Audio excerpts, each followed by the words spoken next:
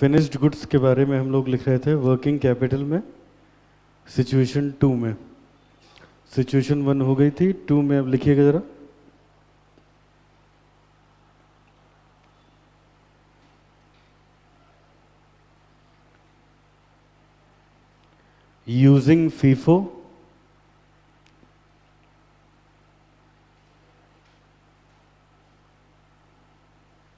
Using FIFO method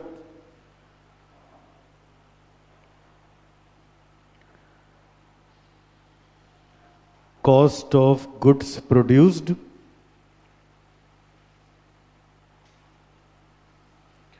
including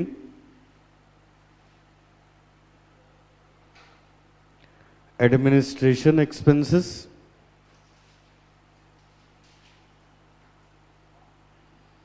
divided by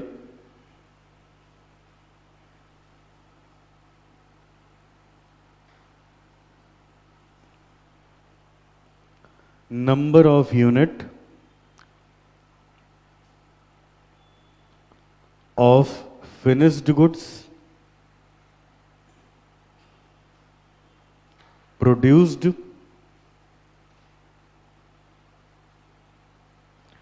multiplied by stock of finished goods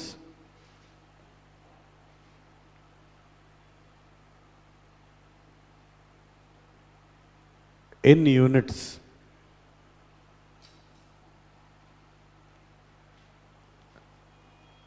under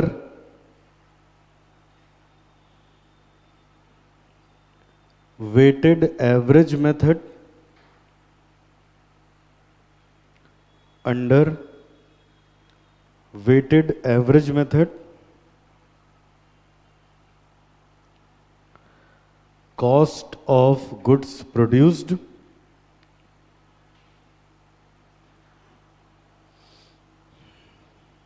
including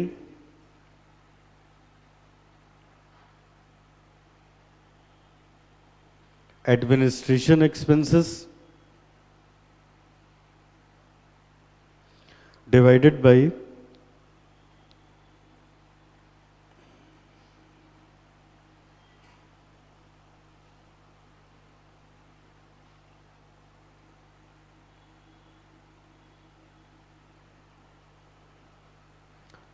plus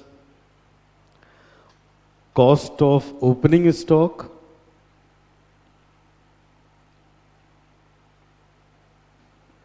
of finished goods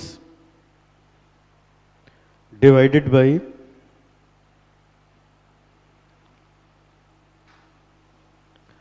number of units of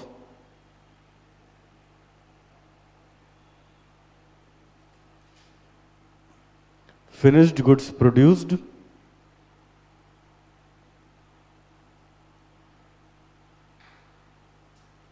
plus opening stock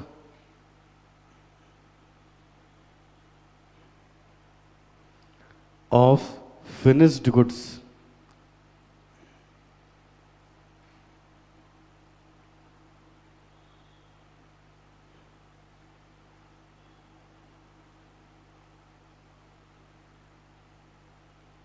multiplied by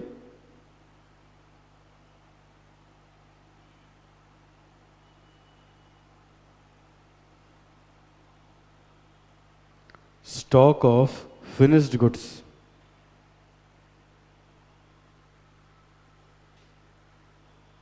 stock of finished goods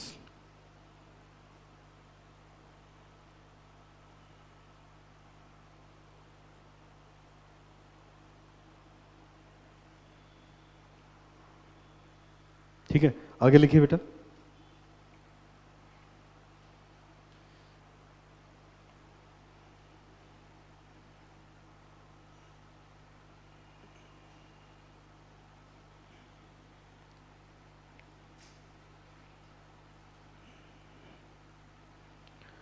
situation 3 लिखिए।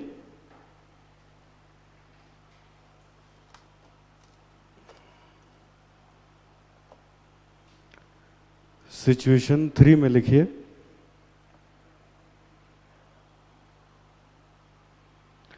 Unless, first point होगा,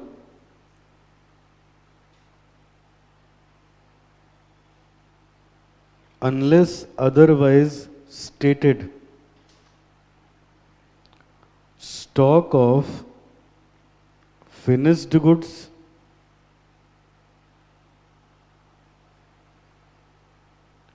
is to be valued on FIFO basis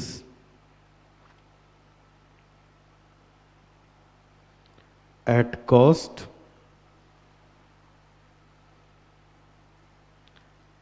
cost of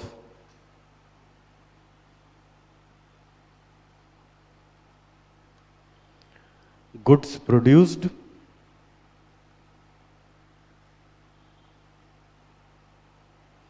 including administration expenses.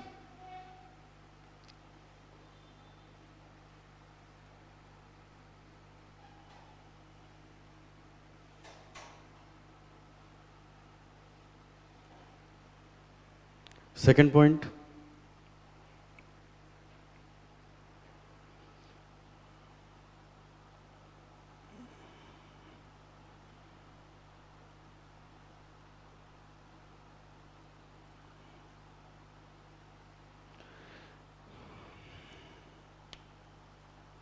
Second point बेटा,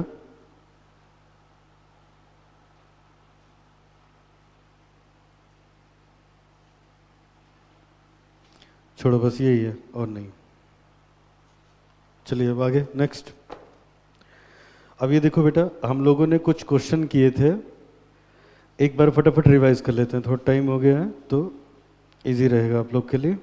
देखो screen पे हम लोग topic कर रहे थे वर्किंग कैपिटल। वर्किंग कैपिटल के बारे में मैंने क्या बताया था, किसी भी बिजनेस की डे टू डे नीड्स को पूरा करने के लिए जितने पैसे की ज़रूरत पड़ती है उसी को हम लोग क्या बोलते हैं, वर्किंग कैपिटल। कैसे निकालते हैं इसको, current asset minus current liabilities. किस केस में, इसको जब भी प्रैक्टिकल क्वेश्चन करेंगे तो हम लोग ऐसे निकालते हैं, current asset minus current liabilities. आगे देखिए जरा, अब वर्किंग कैपिटल कितने टाइप की होती है, अगर वैल्यू के हिसाब से देखें तो दो तरीके की, पहली ग्रॉस और दूसरी नेट। ग्रॉस क्या होती है, all current asset together are known as gross working capital, और current asset minus current liability is known as net working capital.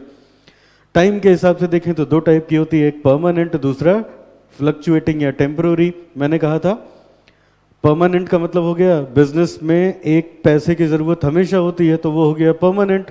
Holi Diwali पे थोड़ा सा ज़्यादा पैसे की ज़रूरत पड़ती है तो वो हो गई टेम्पररी। इसका डायग्राम बनाया था हम लोगों ने। फिर हम लोगों ने ऑपरेटिंग साइकिल सीखा था। ऑपरेटिंग साइकिल में क्या था, ऑपरेटिंग साइकिल निकालते थे R plus W plus F plus D minus C. What is R, raw material storage period. W का मतलब WIP होल्डिंग पीरियड, एफ का मतलब finish goods holding period, D का मतलब डेटर्स कलेक्शन पीरियड, सी का मतलब क्रेडिटर पेमेंट पीरियड या credit period allowed by creditor. इस पे हम लोगों ने क्वेश्चन किया था। अब हम लोग यहाँ आए थे कि वर्किंग कैपिटल को कैसे निकालें, एक एक कंपोनेंट कैलकुलेट करके, एक एक कंपोनेंट कैलकुलेट करके कैसे निकालें। तो हमने ऐसे निकाला था। इसको निकालने के दो तरीके हैं, एक ग्रॉस वैल्यू और एक कैश कॉस्ट बेसिस। दोनों का तरीका सेम है क्या, पहले हम लिखेंगे करंट एसेट फिर हम लिखेंगे करंट लायबिलिटी, दोनों का जो डिफरेंस होगा वो क्या हो जाएगी, वर्किंग कैपिटल।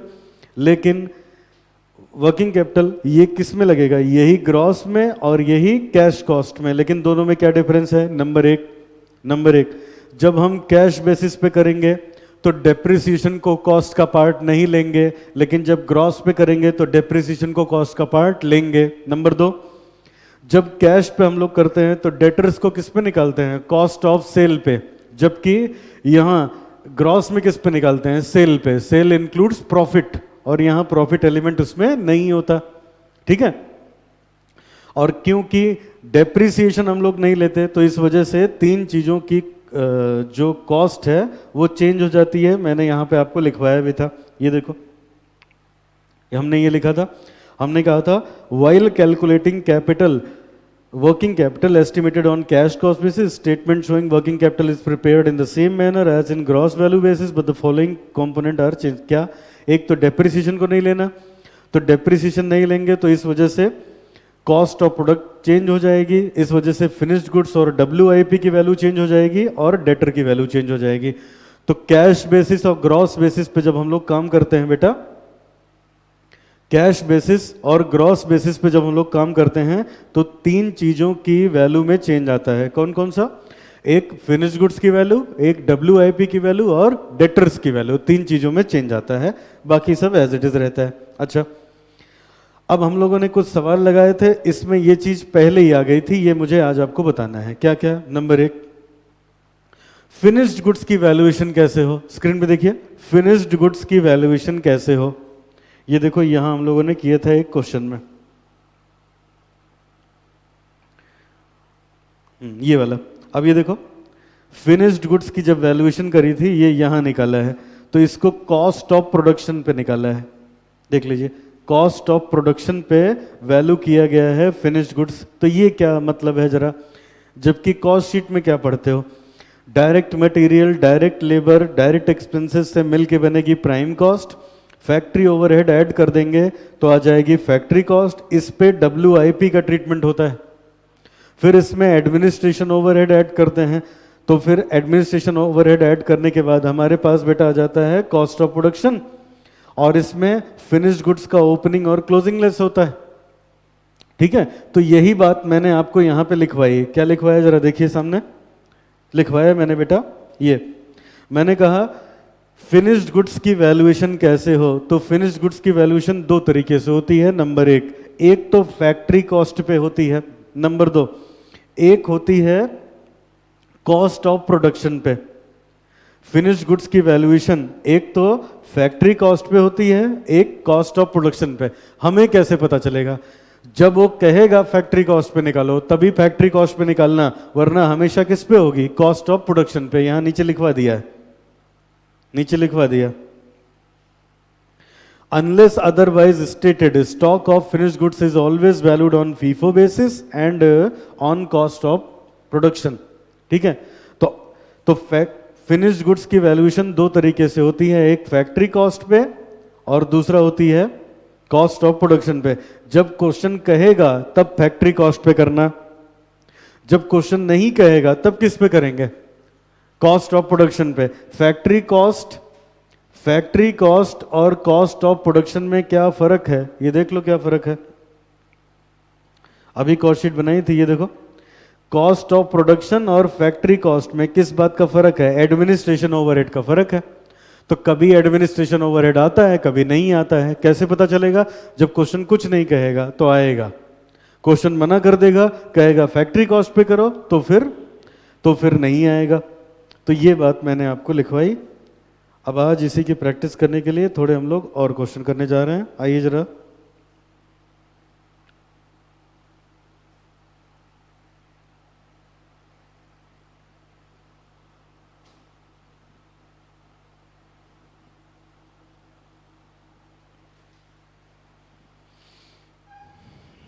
देखिए सामने,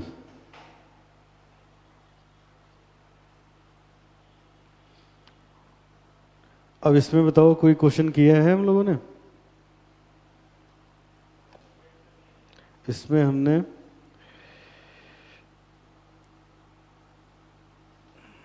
एक तो क्वेश्चन नंबर 3 किया है। ठीक है, तो ये तो 3 ही था, चलो ये हो गया है, 3 हो गया है। उसके बाद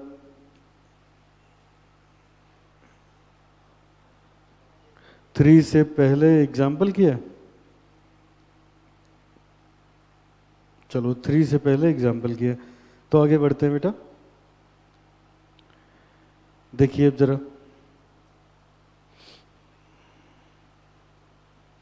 और क्वेश्चन करते हैं।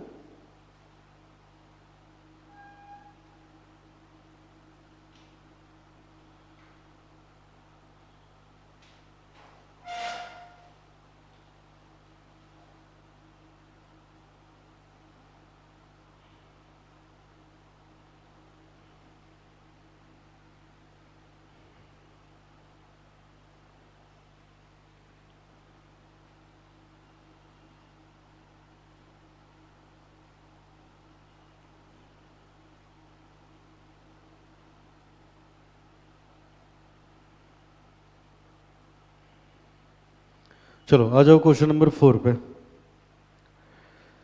Question number 4।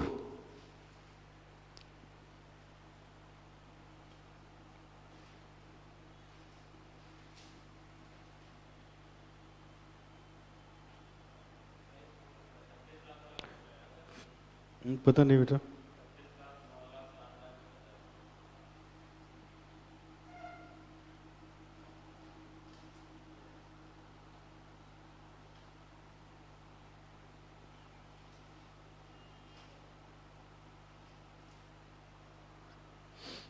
चलो तो फिर दूसरा क्वेश्चन करते हैं कोई। 4 भी हो चुका है, तो आ जाइए जरा क्वेश्चन नंबर।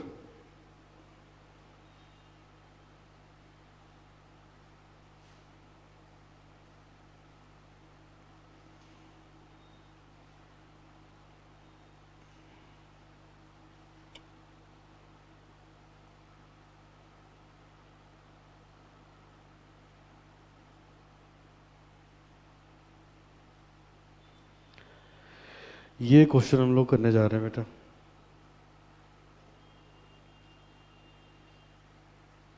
क्वेश्चन नंबर 15 पे आ जाइए फटाफट। Question number 15।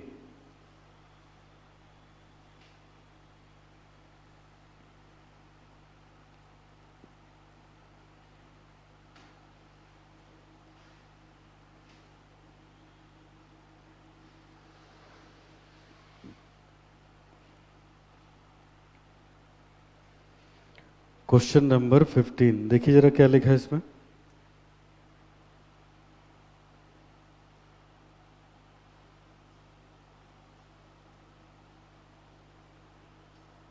देखो पहले रिक्वायरमेंट देखो क्या है। रिक्वायरमेंट वो कह रहा है कि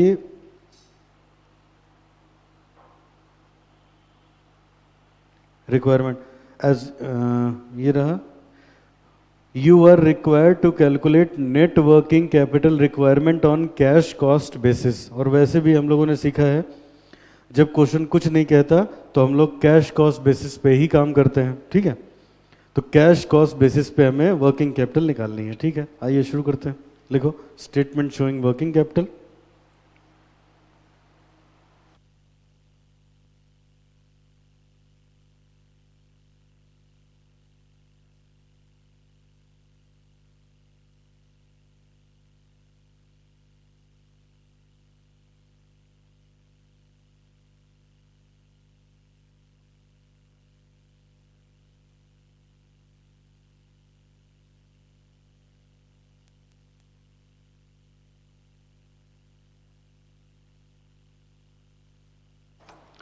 सबसे पहले हमने लिखा स्टेटमेंट शोइंग वर्किंग कैपिटल। अब इसमें लिखेंगे ब्रैकेट में ऑन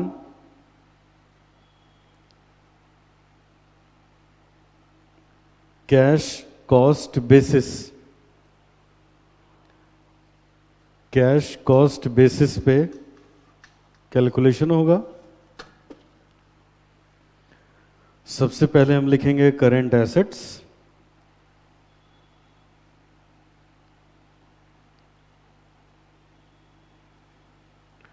उसके बाद हम लोग लिखेंगे 4-5 लाइन छोड़ के करंट लायबिलिटीज।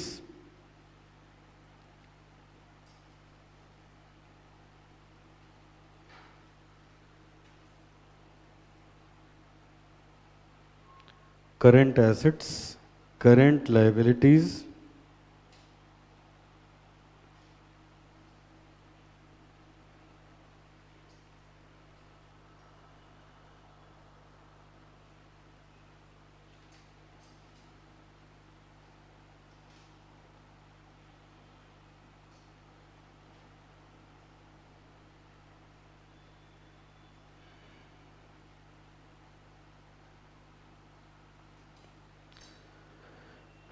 चलो अब एक एक करके क्वेश्चन पढ़ते जाएंगे।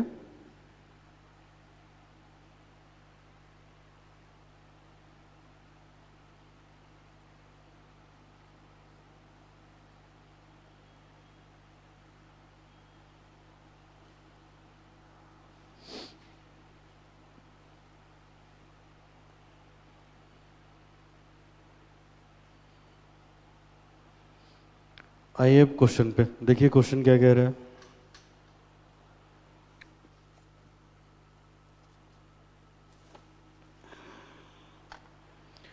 देखो बेटा इसमें लिखा है, पढ़िए। डे limited, a newly formed company has applied to the private bank for the first time for financing of its working capital requirement. कह रहे हैं बेटा कोई एक नई नई कंपनी बनी है, उन्होंने एक बैंक में अप्लाई किया है वर्किंग कैपिटल के लिए, लोन लेना चाहते हैं ये लोग। Following information are available about the projections for the current year. Current year में उन्होंने ये प्रोजेक्शंस कर रखी हैं, क्या क्या। नंबर 1, एस्टिमेटेड, अब ये देखो लिखा है न्यूली फॉर्म्ड कंपनी, अगर ये नई नई कंपनी बनी है और इनका पहला साल है तो ओपनिंग स्टॉक किसी का नहीं होगा, न रॉ मटेरियल का, न WIP का, न फिनिश गुड्स का। पढ़ो, कहता है एस्टिमेटेड लेवल ऑफ एक्टिविटी, ये कह रहे हैं उम्मीद ये है कि हम 31,200 कंप्लीट यूनिट बनाएंगे और 12,000 यूनिट हमारे पास WIP में रहेगी, ठीक है, जिसमें मटेरियल लग जाएगा 1 यूनिट पे इतना, लेबर इतने की, ओवरहेड इतना, जिसमें डेप्रिसिएशन भी है। आगे बढ़िए, जिसमें डेप्रिसिएशन भी है। सेलिंग प्राइस हमें बता रखा है बेटा, रॉ मटेरियल कह रहे हैं 30 दिन का स्टॉक में रखेंगे, WIP की वो बता रखा है, मैंने पिछली क्लास में बताया था ना इसका डिग्री ऑफ कंप्लीशन, तो बता रखा है मटेरियल का 100 और कन्वर्जन कॉस्ट, कन्वर्जन कॉस्ट का मतलब होता है labour and overhead 50-50। Finish goods बता रखा है, क्रेडिट अलाउड बाय सप्लायर, ये सब बता रखा है। अब हमसे कहता है assume that the production is carried on evenly throughout the year for 360 days and the wages overheads accrue similarly, all sales on the credit basis, you are required to compute net working capital. तो हमें net working capital निकालनी है, आइए एक एक करके शुरू करते हैं। नंबर 1,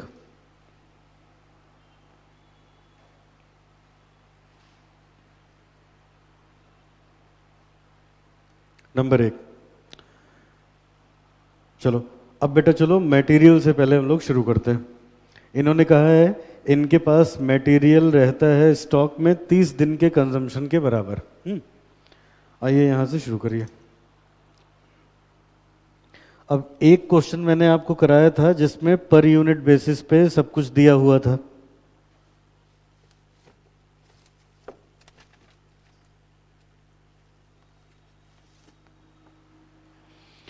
याद है? एक क्वेश्चन हम लोगों ने ऐसा किया है जिसमें पर यूनिट कॉस्ट हम लोग को दी थी, तो मैंने बताया था आपको जब पर यूनिट कॉस्ट दी हो तो कॉस्ट शीट बनाओ या ना बनाओ, क्वेश्चन लग जाता है। पर यूनिट ना दिया हो, ये देख लो, उसको 2 तरीके से हम लोगों ने किया था। ये वाला क्वेश्चन था, इसको डायरेक्ट भी हम लोगों ने कर लिया था, फिर इसके बाद मैंने कॉस्ट शीट बना के भी कराया था। और ये क्वेश्चन भी ऐसे ही था जिसमें हम लोगों को पर यूनिट सब कुछ दिया हुआ था। तो सिमिलरली ये क्वेश्चन भी हमारे पास ऐसे ही है, इसमें सारी की सारी कॉस्ट हमें पर यूनिट बेसिस पे दे रखी है। तो अब इसको सॉल्व करते हैं। अब आइए देखिए,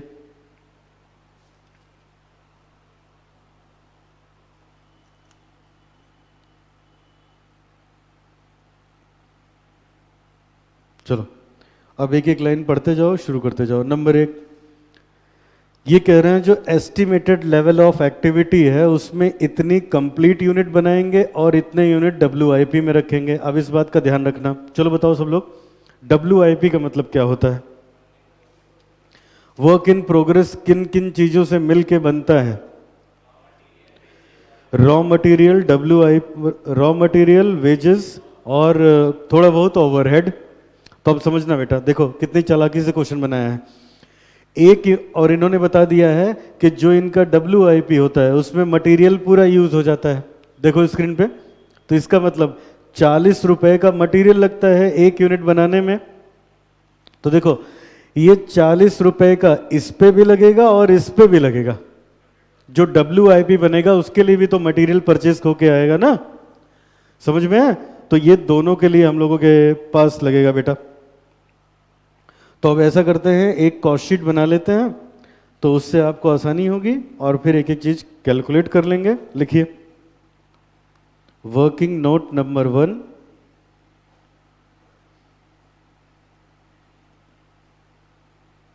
working note number 1,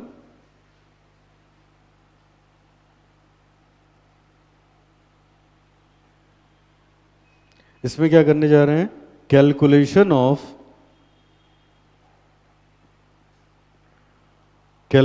of annual cost of production, ये हम लोग निकालने जा रहे हैं। कैसे निकलेगा फटाफट देखते जाओ। नंबर 1, सबसे पहले डायरेक्ट मटेरियल, डायरेक्ट मटेरियल देखना बेटा स्क्रीन पे। अब देखो जब मटेरियल आपको चाहिए 31,200, ये देखो इतने तो फिनिश्ड गुड्स बना रहे हैं, तो 40 रुपए के हिसाब से इस पे मटेरियल चाहिए, प्लस देखो 12,000 यूनिट WIP में होगी, इसके लिए 40 रुपए के हिसाब से हमें मटेरियल चाहिए, इसके लिए मटेरियल चाहिए।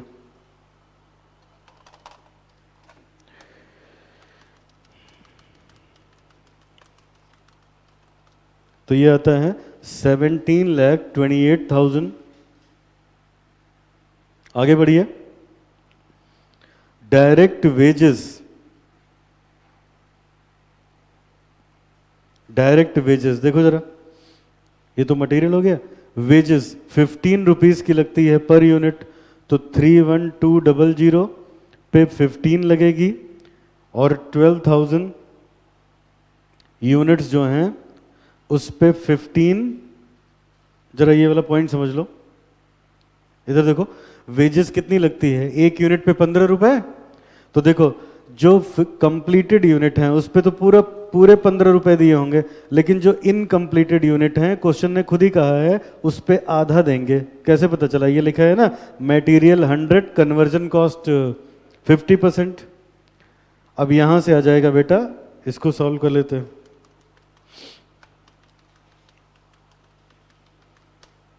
तो ये आ गया मेरे पास 558। आगे बढ़िए।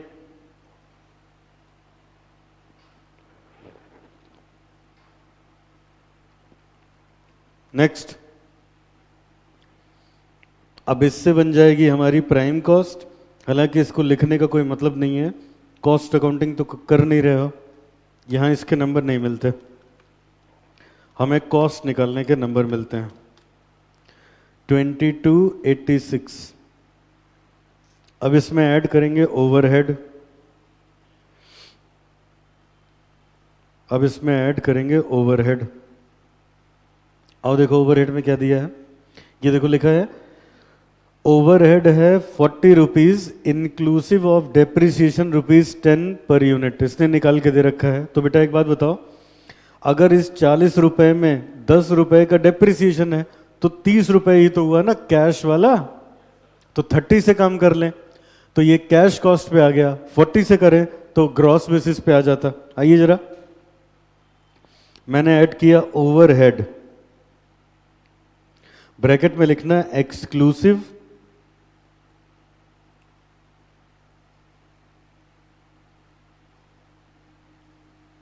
Of depreciation. तो बेटा 31200, इस पे 30 रुपए के हिसाब से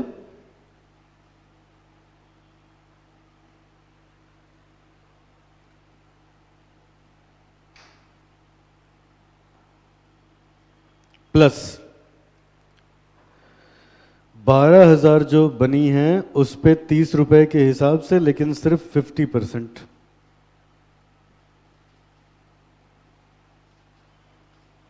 डबल 1111600 ऐड कर लिया, तो ये आ गई हमारे पास gross factory cost.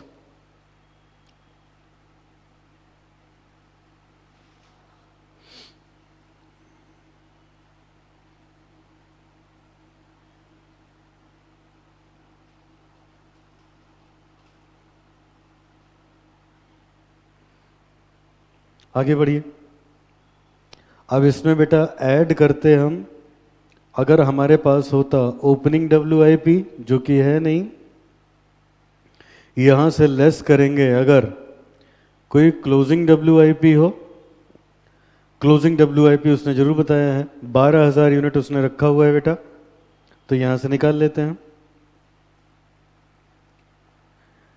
Closing WIP की हम लोग कॉस्ट निकाल लेते हैं।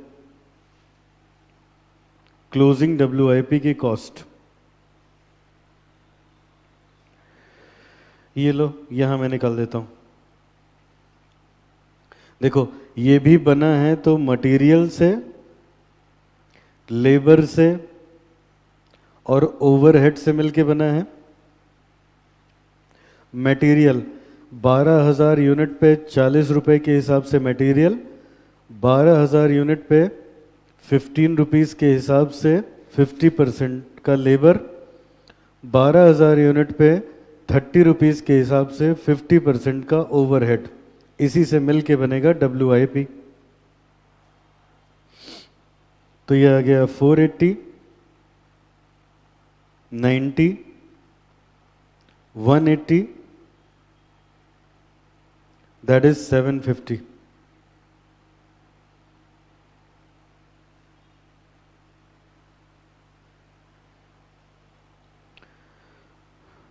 WIP की ट्रीटमेंट के बाद ये हो जाएगी net factory cost.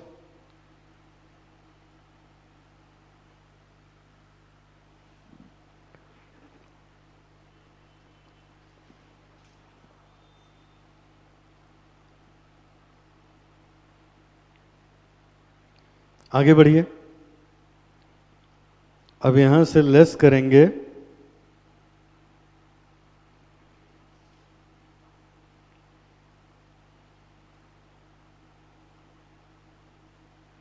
Closing stock of finished goods. देखो बेटा उसने ओवरहेड लिखा है तो हो गया। मैंने आपको क्या लॉजिक दिया है, अगर ओवरहेड लिखे तो इसका मतलब फैक्ट्री ओवरहेड। तो अब इसके बाद क्या ऐड होता है, स्क्रीन पे देखो जरा। फैक्ट्री कॉस्ट निकालने के बाद क्या ऐड होता, अगर होता तो एडमिनिस्ट्रेशन ओवरहेड, याद आ रहा है? देखो इधर, अगर हम ऐड करते तो एडमिनिस्ट्रेशन ओवरहेड ऐड करते, जो कि है ही नहीं, तो क्या मिलता, कॉस्ट ऑफ प्रोडक्शन मिलता। फिर बेटा उसके बाद ये वही रहेगा 2652,000 वही रहेगा। अब इसमें हम लोग ऐड करते, अगर कोई ओपनिंग स्टॉक होता किस चीज़ का, फिनिश्ड गुड्स का, हम लेस करते क्या, अगर कोई क्लोजिंग स्टॉक होता किस चीज़ का, फिनिश्ड गुड्स का। तो ओपनिंग है नहीं, क्लोजिंग देख लेते हैं जरा सा। क्लोजिंग आइए पढ़ते हैं जरा।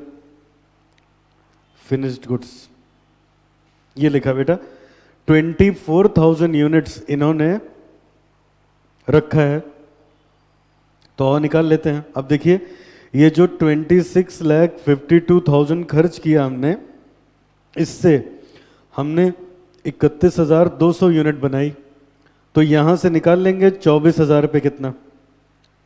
इसको देख लो और समझ लो जरा।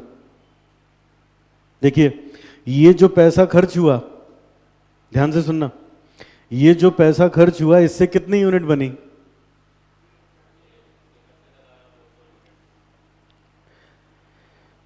स्क्रीन पे देखिए, ये जो पैसा खर्च हुआ है इससे कितनी यूनिट बनी, 31,200। ये नहीं बनी है, इधर देखो एक कंफ्यूजिंग पॉइंट है, बनी तो यही है लेकिन वो भी तो आएगा।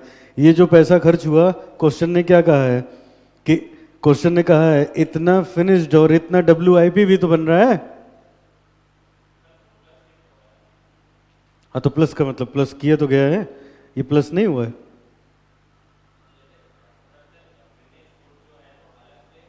नहीं नहीं सुनो, वो फालतू वाला लॉजिक है। अब मेरी बात सुनो, देखो इधर मैं कह रहा हूं, या तो फिर अगर अगर ऐसे कहते तो यही मुझे लिखना चाहिए था ना, यही तो फिनिश गुड्स पे लगा, तो इसमें ये भी तो ऐड है। अब अच्छी चीज कोई पूछ ही नहीं रहे हो। वेजेस ये लगी है, इसमें WIP वाला भी तो ऐड करके लिखा हुआ है, बताओ। तो मन में एक कंफ्यूजन आता है कि ये जो पैसा खर्च हुआ इस पे खाली 31,200 ही नहीं बनी है, 12,000 का WIP भी बना है, बिल्कुल बना है, कहीं से गलत नहीं है, लेकिन वो जो WIP है उसको घटा तो दिया, तो WIP का इफेक्ट चला गया, तो अब क्या बचा है, केवल फिनिश गुड्स ना। Now that is cost of only 31,200 units. बात समझ में आई?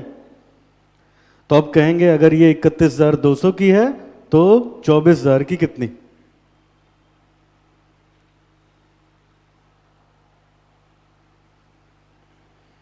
तो ये बेटा अपने पास आ गया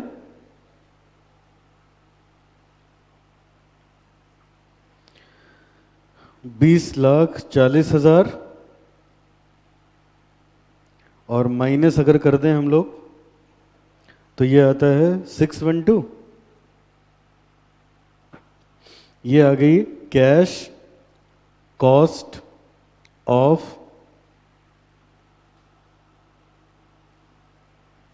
cell, cash cost of cell.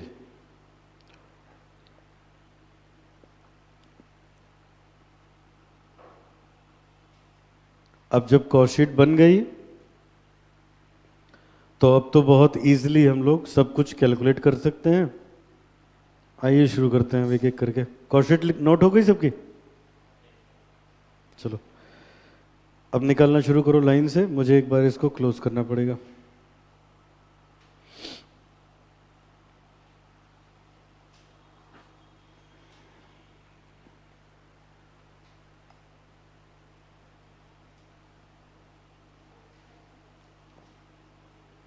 चलिए देखिए अब जरा, कॉस्ट शीट बन गई। अब एक एक चीज निकाल लेते हैं बेटा, यहां आओ। चलो अब क्या क्या है इधर से शुरू करते हैं। देखो रॉ मटेरियल इनके पास 30 डेज की कंजम्पशन का होता है, तो ये तो मान लो वर्किंग नोट 1 हो गया। अब यहां बना दिया वर्किंग नोट नंबर 2।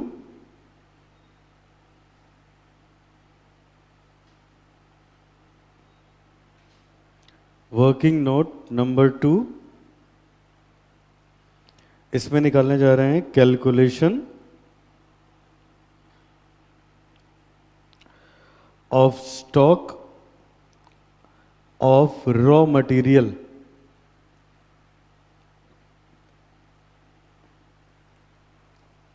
आइए निकालते हैं। चलो अब सब बच्चे जरा देखो स्क्रीन पे, ये बताओ रॉ मटेरियल हमने कितना कंज्यूम किया? 17,28,000। तो हम कहेंगे बेटा अगर 17,28,000 ये हमने कंज्यूम किया 360 डेज में। क्यों 360 लिखा? क्योंकि क्वेश्चन में लिखा है, देख लो सामने ये लिखा है 360 डेज लेके क्वेश्चन करना है। तो 30 दिन का कितना? ये आ गया हमारे पास 144,000 और इसको ऊपर लिख दो स्टेटमेंट में, stock of raw material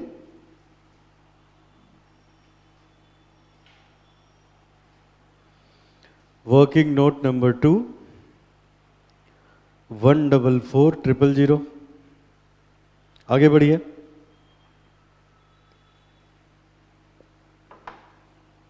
next,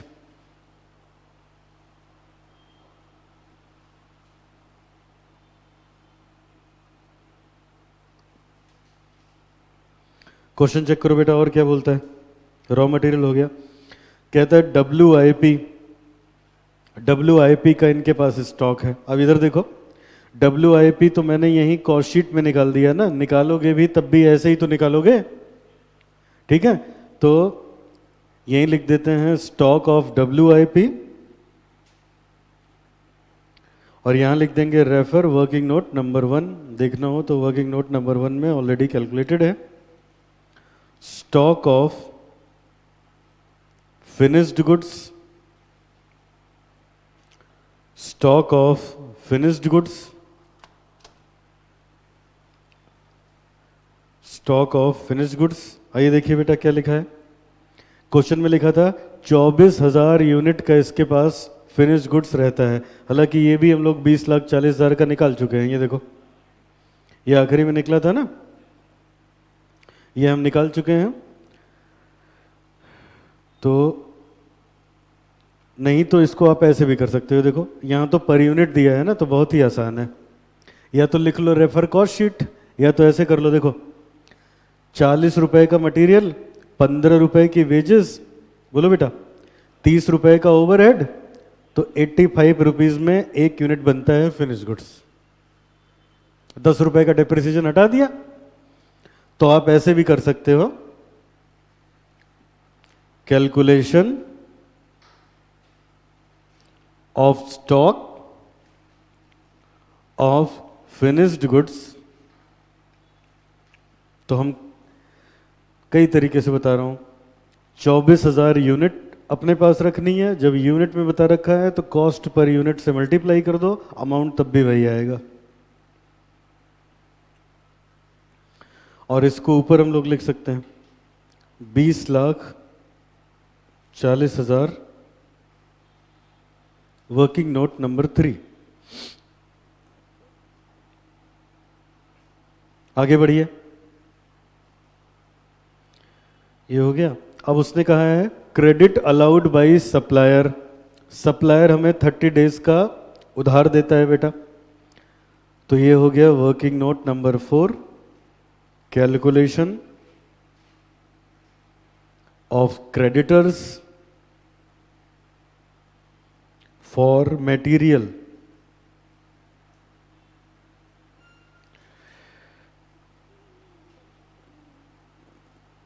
calculation of creditors for material. आइए देखिए,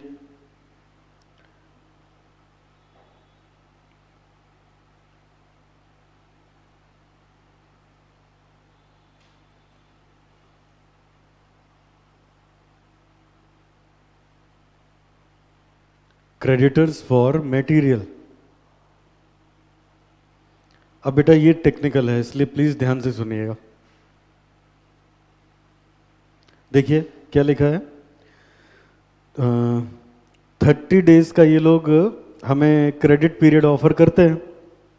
तो अब यहां लिखना पड़ेगा कि हमने कितने का मटेरियल कंज्यूम किया और फिर उससे निकालेंगे। अब इधर देखो, बताइए कितने का मटेरियल हम लोगों ने कंज्यूम किया। ठीक है, कितने दिन में? 360 डेज में। तो कितने दिन का वो लोग क्रेडिट पीरियड ऑफर करते हैं? 30 डेज का। तो 30 डेज का हम लोग कैलकुलेट कर लें। हाँ, ऐसे नहीं होगा, देखो इधर, यही तो पॉइंट है, ऐसे नहीं होगा। ठीक है,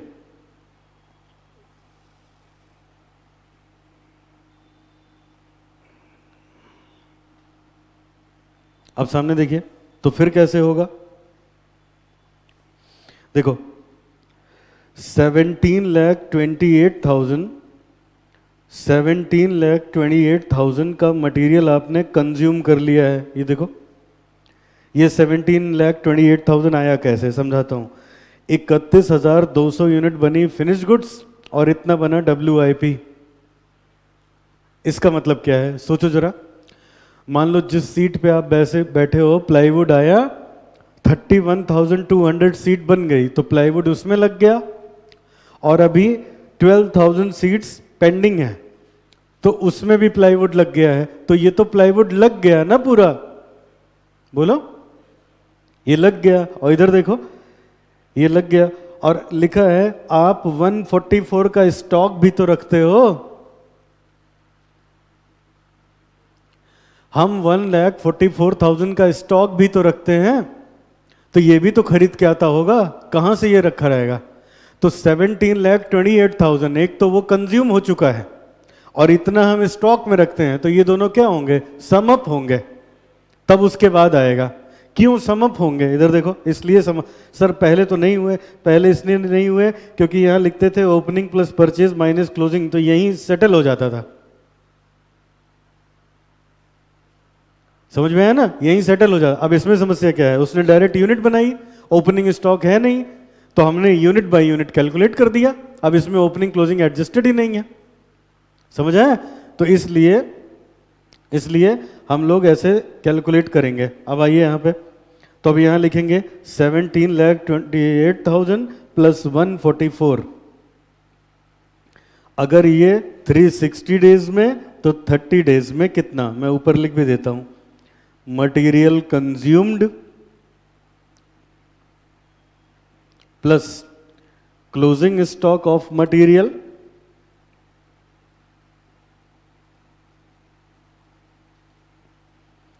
divided by 360 multiplied by 30।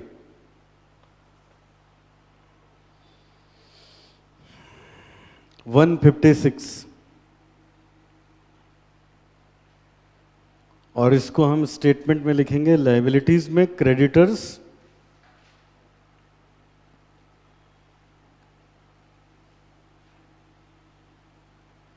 For material 156। Working note number 4। आगे बढ़िए, नेक्स्ट पॉइंट।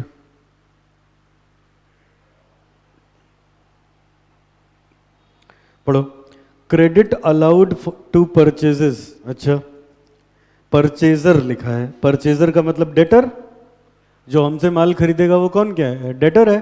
तो डेटर को हम 60 दिन का उधार देते हैं। तो बेटा कैश बेसिस पे काम कर रहे हो, जब कैश बेसिस पे काम कर रहे हो तो डेटर किस पे निकलेगा, कॉस्ट ऑफ सेल्स पे। तो निकाल लो working note number 5, calculation of cost, sorry, calculation of debtor.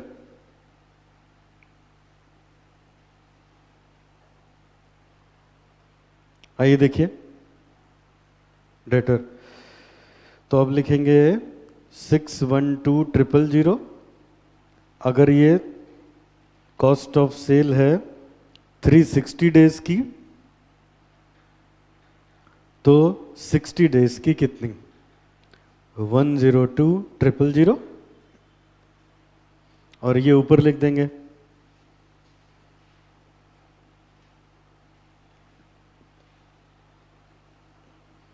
Working note number 5। आगे बढ़िए,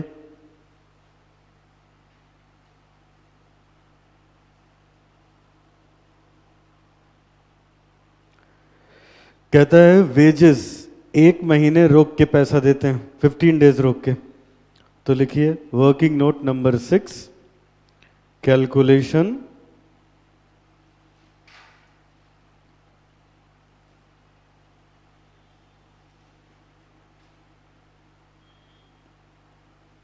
ऑफ क्रेडिटर्स फॉर वेजेस। लिखिए बेटा 15 डेज का रोक के हम लोग पैसा देते हैं, ठीक है। तो वेजेस आओ चेक कर ले जरा कितने की हैं। वेजेस तो कॉस्ट शीट से ही उठा सकते हो ना, कौन सा वेजेस का स्टॉक रहता है 558। तो हम बोलेंगे 5,58,000 की वेजेस की पेमेंट अगर जाती है 360 डेज में, तो 15 डेज की 23,250। ऊपर लिख लो creditors for wages, working note number 5, 23,250।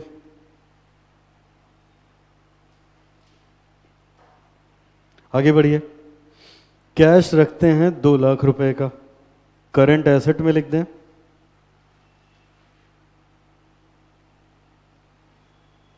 आगे बढ़ो, assume that the production is carried out evenly throughout the year, wages and overhead accrue similarly, all sales on the credit basis। हो गया क्वेश्चन। करंट एसेट का total करेंगे बेटा, और फिर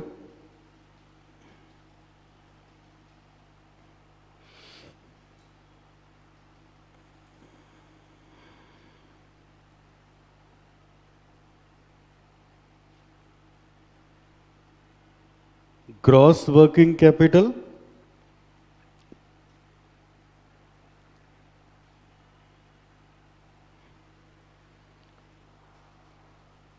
ये आ गया ए। लायबिलिटीज का टोटल करेंगे,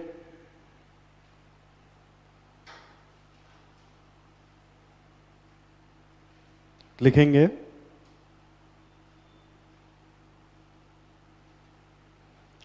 total of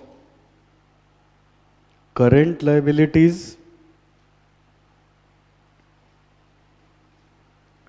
179,250, this is B. और अब यहां लिखेंगे net working capital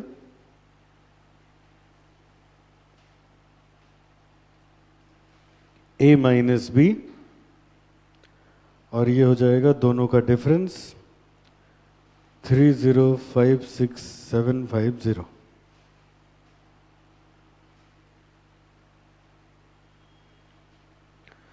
three 3056,750।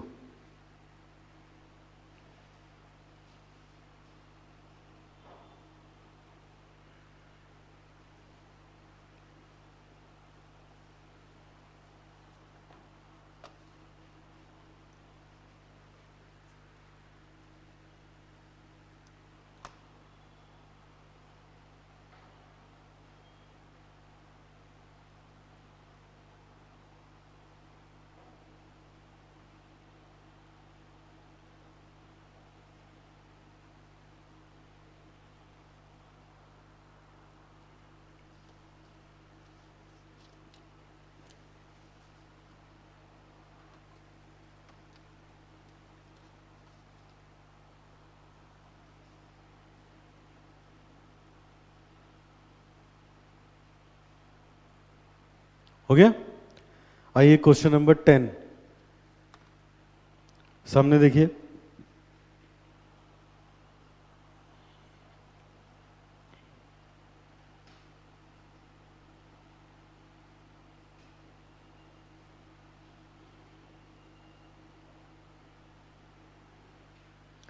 Question number 10,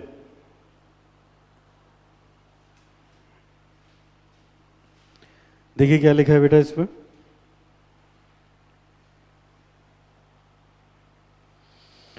you are required to estimate working capital of Beta limited. Beta limited की वर्किंग कैपिटल चाहिए हमें पिछले क्वेश्चन की तरीके से। अच्छा एक मिनट देखो सामने जरा, इसको होमवर्क दे दूं क्या? देखो material 80 rupees per unit, labour ये इसमें 20 रुपए का डेप्रिसिएशन है, तो ये 20 हट जाएगा इसमें से 60 रुपीज़। क्यों हट जाएगा? कैश कॉस्ट तो बोला नहीं, लेकिन नहीं बोलता तब भी कैश कॉस्ट ही निकालते हैं। ठीक है, अब इधर देखो बेटा, तो टोटल कॉस्ट ये हो गई, प्रॉफिट सेलिंग प्राइस, और ऊपर पढ़ लो सब वही है। अभी जो सवाल लगाया उसमें भी एक्सपेक्टेड लेवल ऑफ प्रोडक्शन था। ठीक है, तो यहां भी है मटेरियल ये सब, तो ये आप खुद से करेंगे। लिखिए इसका आंसर, आंसर लिखिए।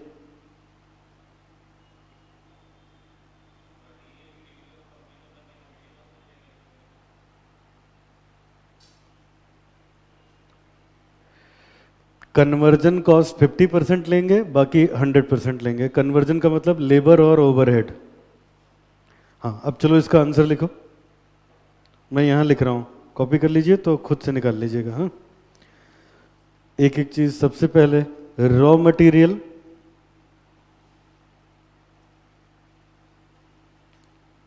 आएगा 1,20 स्टॉक। WIP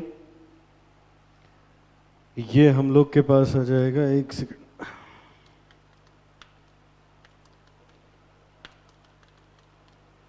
45,000। फिनिश्ड गुड्स आएगा 120 का। डेटर्स 192 के आएंगे। कैश उसने दिया है 67,500 का। ये तो इंफॉर्मेशन हो गई करंट एसेट की। करंट लाइबिलिटीज पे आओ, तो एक की लाइबिलिटी है क्रेडिटर, ये आएगा 60,000।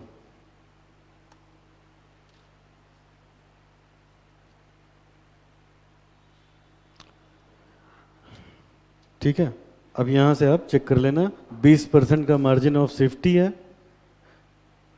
तो उसको हटा दीजिएगा, ऐड कर लीजिएगा। आगे बढ़िए, नेक्स्ट। चलो अब अगला क्वेश्चन करते हैं बेटा, सामने देखिए।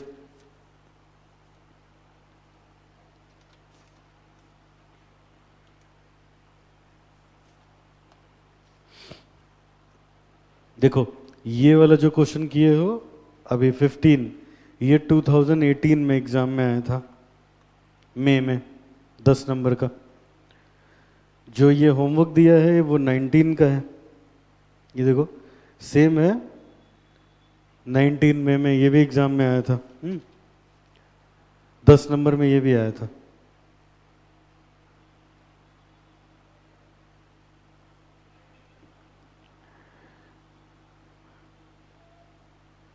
ये 9 हम लोगों ने किया था ना, अभी कौन सा किया था? 15, 15 और 9 सेम है बेटा। देखो एक बार एग्जाम में पूछा है, तो एग्जाम में भी है और आरटीपी में भी उठा के ही डाल दिया था, तो इसीलिए 2 बार है, तो 9 और वो दोनों हो रखा है। अब आगे बढ़िए, नेक्स्ट।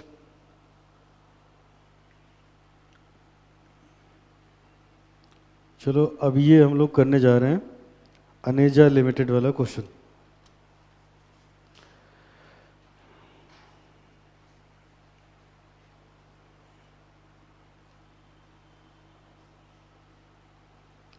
एक मिनट बेटा, बस एक क्वेश्चन था बड़ा अच्छा, वो दिख जाता तो।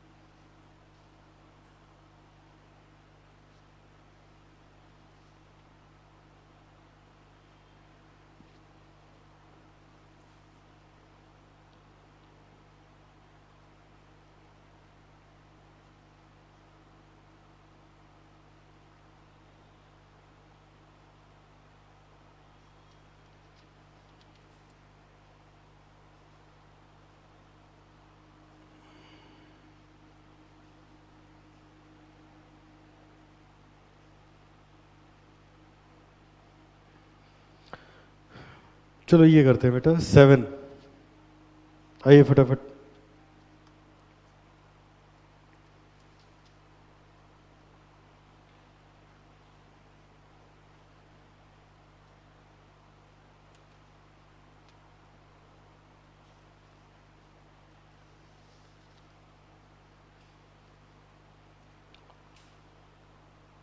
सब कुछ वैसे ही है जैसे हम लोगों ने किया था अभी 15 वाले क्वेश्चन में या 9 वाले क्वेश्चन में। एक चीज ये देखो, उसमें भी ये दिया था बेटा, material, labour, fixed manufacturing, depreciation, ये तो डेप्रिसिएशन अगर कैश बेसिस पे निकलेगा तो नहीं आएगा। और ये देखो क्या लिखा है, अब प्रोडक्शन और सेल दिया है, प्रोडक्शन और सेल। अब यहां से समझो, अगर 6000 यूनिट बना के 5000 बेचा तो 1000 का क्लोजिंग स्टॉक है, और ये क्लोजिंग करंट ईयर का है, यही अगले साल का ओपनिंग बनेगा। समझ आया ना? बस यही इसमें एक ढंग का पॉइंट है, तो इसीलिए हम लोग ये क्वेश्चन करने जा रहे हैं। आइए अब फटाफट करते हैं। चलो बनाओ स्टेटमेंट बेटा।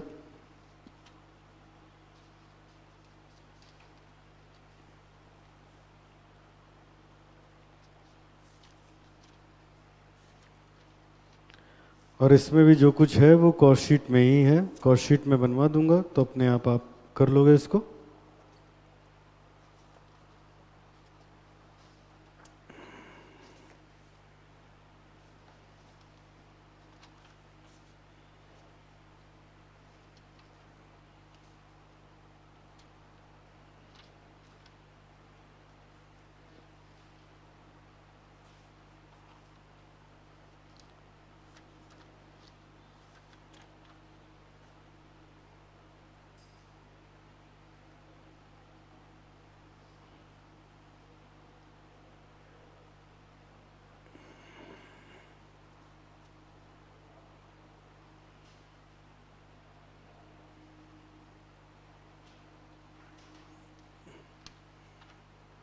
चलो आओ देखो बेटा, शुरू करते हैं, समझिए।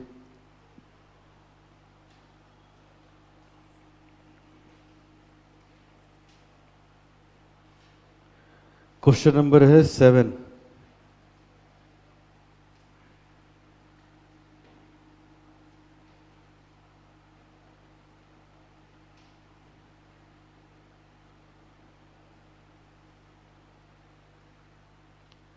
क्वेश्चन नंबर 7 स्क्रीन पे देखो।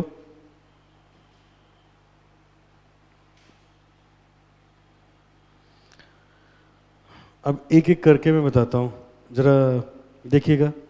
पहली बात, आंसर अभी निकाल लेंगे।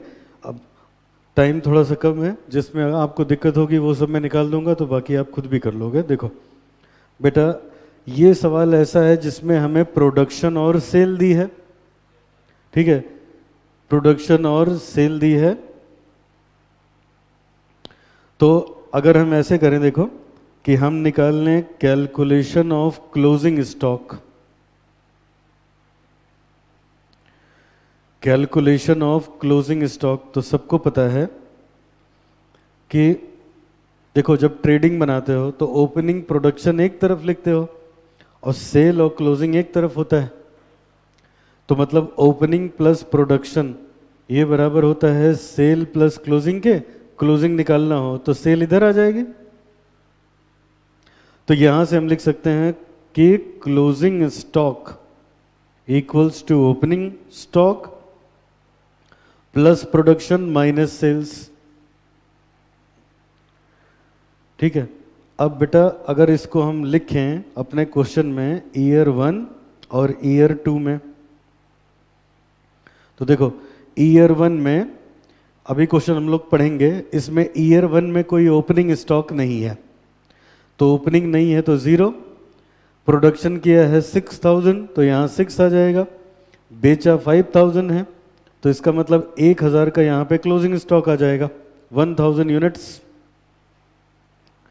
1000 यूनिट्स का ये आ जाएगा क्लोजिंग। और यहाँ का जो क्लोजिंग है, यहाँ का जो क्लोजिंग है वो नेक्स्ट ईयर का ओपनिंग हो जाएगा। तो अब ऐसे करेंगे, ये हो जाएगा 1000 यूनिट्स प्लस सेकेंड ईयर में बेटा प्रोडक्शन हुआ है 9000 का, सेकेंड ईयर में सेल हुई है 8500 की, तो इसका मतलब 1500 का यहां पे हो जाएगा क्लोजिंग स्टॉक। एक तो ये पॉइंट था, ये निकल गया। ये ओपनिंग हुआ, ये प्रोडक्शन हुआ और ये क्लोजिंग सेल हो गई, ये क्लोजिंग। एक तो हमने इतना काम किया। अब दूसरी बात देखिएगा बेटा, सेकंड पॉइंट, एक नई चीज ये रही, ये देखो स्क्रीन पे कहता है, ये रहा, पढ़ना। Selling price per unit is expected to be 96। ये कह रहे हैं जो सेलिंग प्राइस है वो एक्सपेक्टेड है 96 का, ठीक है। सेलिंग एक्सपेंसेस 5 पर यूनिट, कह रहे हैं जो सेलिंग एक्सपेंस है, जो सेलिंग एक्सपेंस है ये ₹5 पर यूनिट है। अच्छा, ये ₹5 पर यूनिट है। अब इसकी एक बात खासियत बता रहा है, वो क्या, पढ़िए जरा।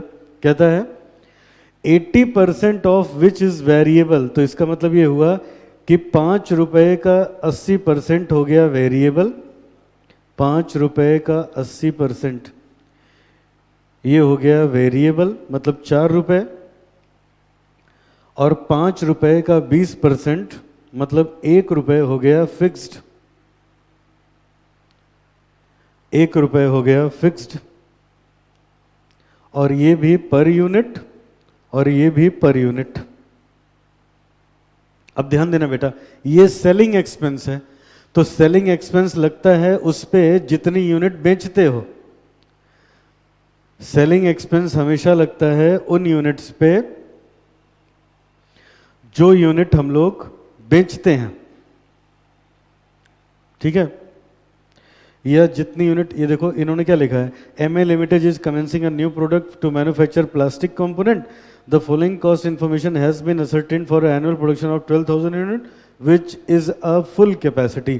तो ये बताओ, इधर देखो ये क्या लिखा है, ये फिक्स्ड खर्चा है ना, बोलो, देखो स्क्रीन पे, फिक्स्ड खर्चा किस पे लगता है, फुल कैपेसिटी पे, तो फुल कैपेसिटी पे लगता है बेटा। तो अब यहां हम लिखेंगे फिक्स्ड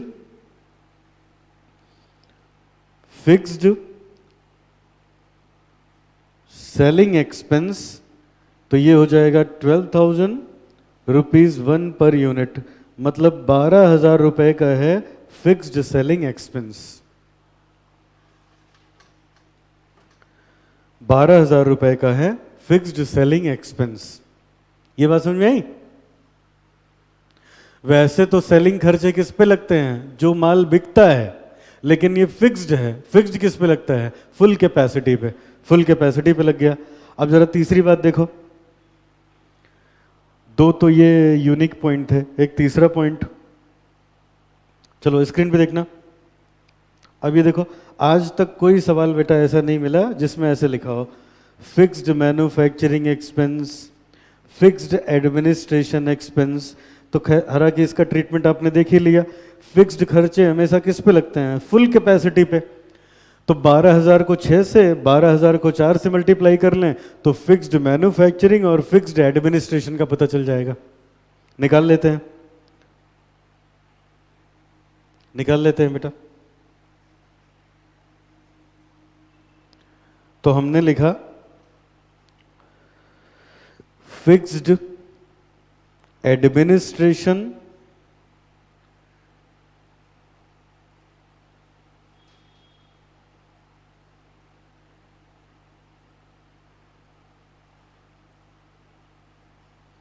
$12,000 यूनिट इनटू एडमिनिस्ट्रेशन है ₹4 का, 48 फिक्स्ड मैन्युफैक्चरिंग एक्सपेंस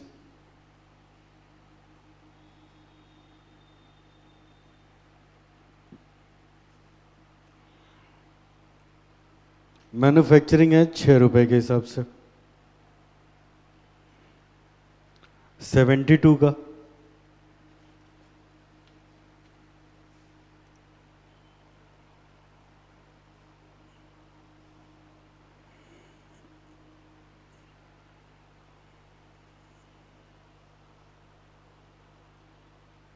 ठीक है, ये सब समझ में है।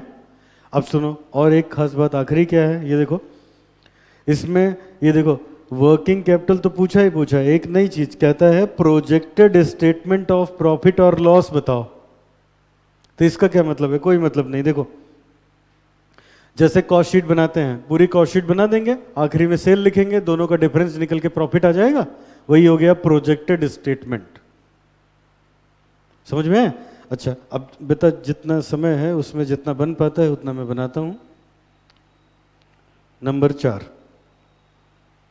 तो यहां बनाया projected profit statement, projected profit statement.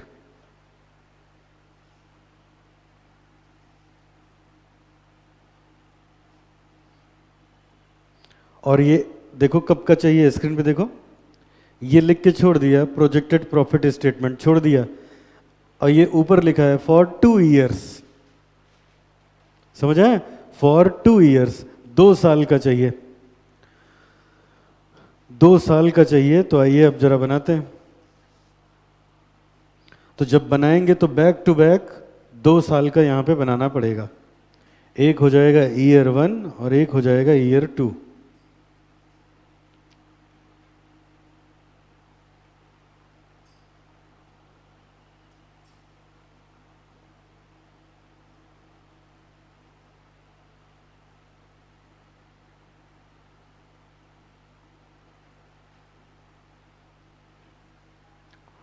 चलो अब बेटा शुरू करते हैं, जरा देखिए स्क्रीन पे।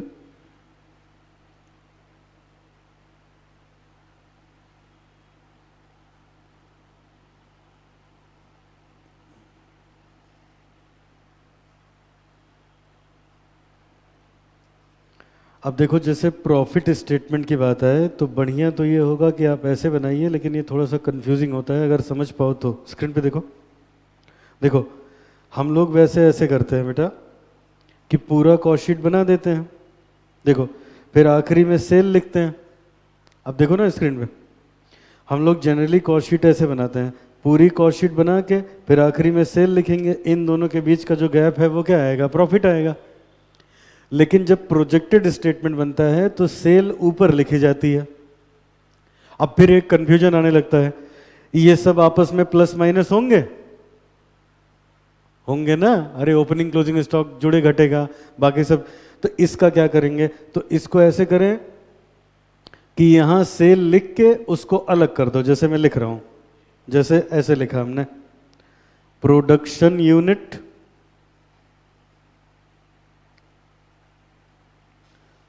और सेल, ये दोनों लिख के और इसको अलग कर दो कि इसका कॉस्ट शीट से कुछ लेना देना ही नहीं है।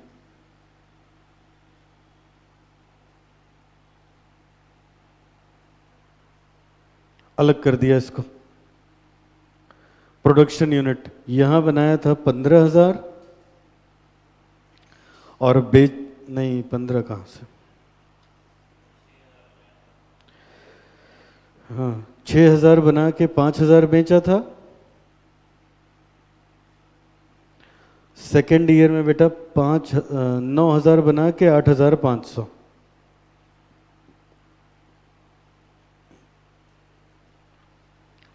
एक तो ये हमने लिख दिया।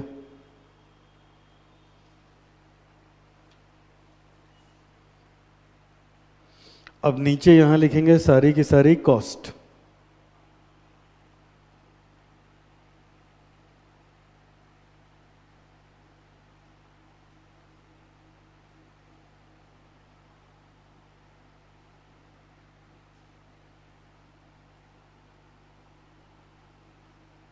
कॉस्ट, अब इसमें एक एक करके जैसे हम लोग करते हैं, सबसे पहले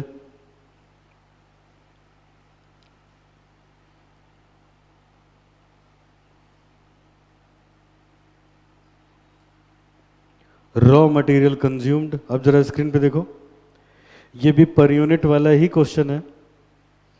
तो ये देखो 40 रुपीज का रॉ मटेरियल लग जाता है, 40 रुपीज का, तो यहां लिखेंगे raw material consumed at the rate ₹40। अब सब बच्चे देखो, रॉ मटेरियल किस पे लगेगा, जितनी यूनिट बनाओगे ना, पहले साल 6,000 बनाया, अगले साल 9,000 बनाया, तो 6 4 24, 240 यहां लग गया, 9 4 36। फिर ऐसे वेजेस लिखा है, वेजेस एंड वेरिएबल एक्सपेंसेस 20 रुपए का,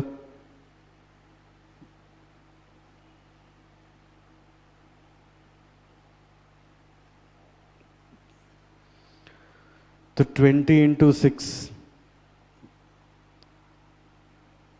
1,20,000, 1,80,000।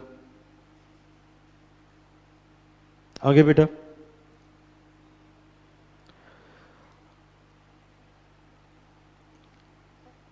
प्राइम कॉस्ट, इसको लिखो ना लिखो कोई फर्क नहीं पड़ता, मैं लिख जरूर दे रहा हूं, लेकिन एग्जाम में लिखो न लिखो हमारे नंबर पे कोई फर्क नहीं पड़ता। 5,40,000 प्राइम हो गया। अब इसमें ओवरहेड ऐड करते हैं, जरा स्क्रीन पे देखो, अब कौन सा ओवरहेड ऐड होगा, मैन्युफैक्चरिंग, तो ऐड कर लेते हैं बेटा।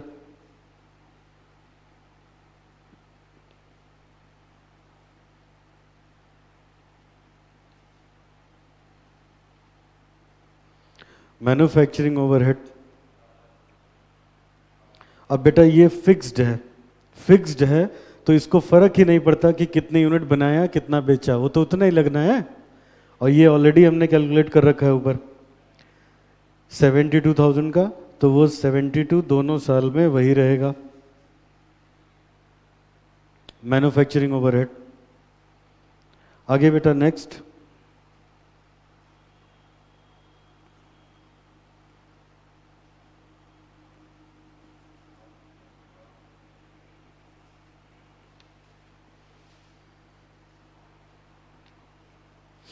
नेक्स्ट, अब देखो ये वाली बात सुन लो जरा।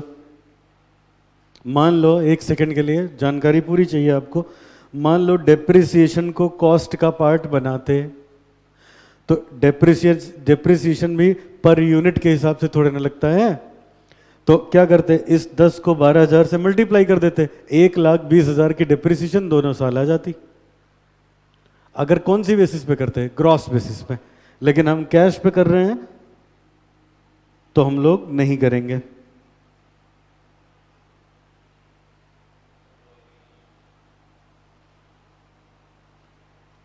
ठीक है, आइए फिर शुरू करते हैं।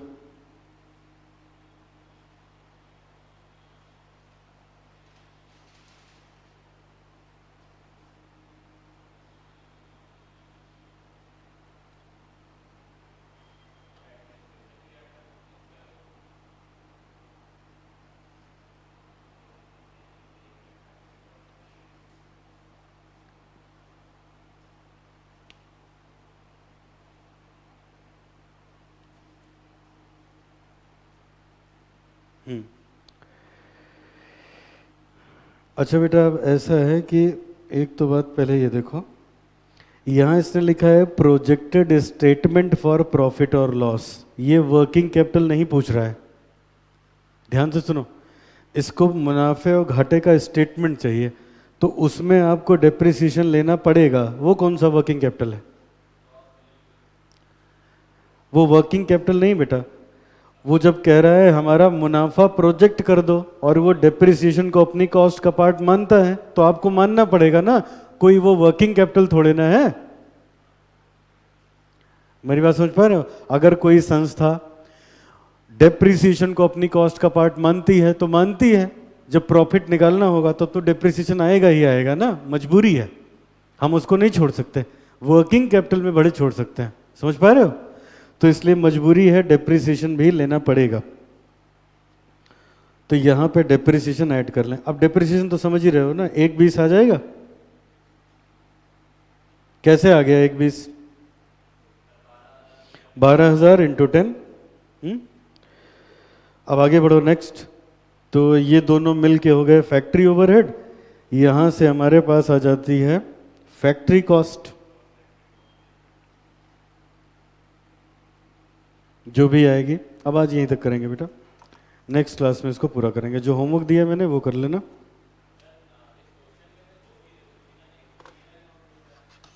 पीएल नहीं, प्रोजेक्टेड स्टेटमेंट।